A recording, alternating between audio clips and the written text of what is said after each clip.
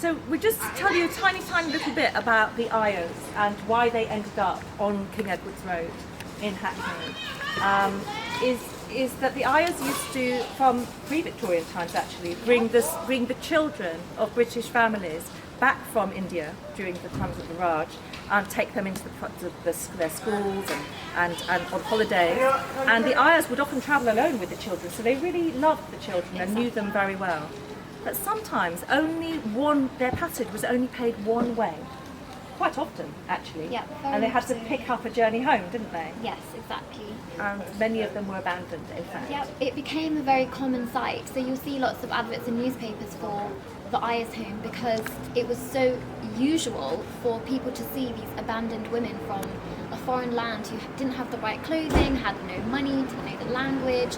And so in the 1900s, London City Mission actually set up the Ayahs home because they realised that there was a real pandemic. We needed to house these women. We needed to make sure they have somewhere safe to go.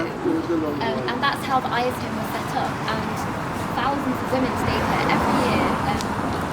And then eventually that's how employers who needed Ayahs to return back to India came here to find them. And that's how they returned back to India. So the house was kind of like an agency to get people to travel back home. Some of the Ayahs didn't go back home. Some of the Ayahs stayed here, and their families and generations of families forward will still be here. Yeah. And I don't want to give away what happens in my story with Lucky, but she is in say The Secret Garden, which is a story that you might know.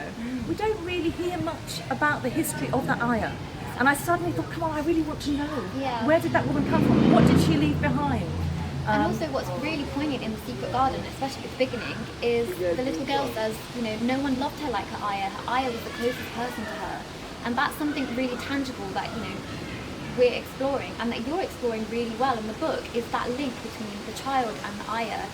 And it's almost stronger than family, isn't it? It's lasting. That's what's lasting throughout the book. And I write lots about different. We have so many different kinds of families now, don't we? And so many kinds of loves and friendship.